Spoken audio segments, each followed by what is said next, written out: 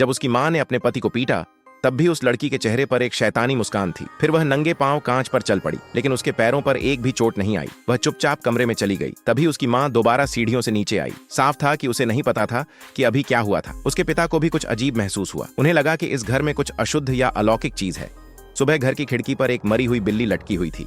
छोटी लड़की वहीं बेहोश हो गई और उसे अस्पताल ले जाया गया।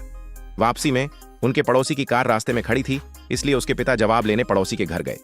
जैसे ही वे अंदर गए, उन्होंने जमीन पर सड़ी हुई पसलियां देखीं। सामने की पहाड़ी भी अजीब लग रही थी।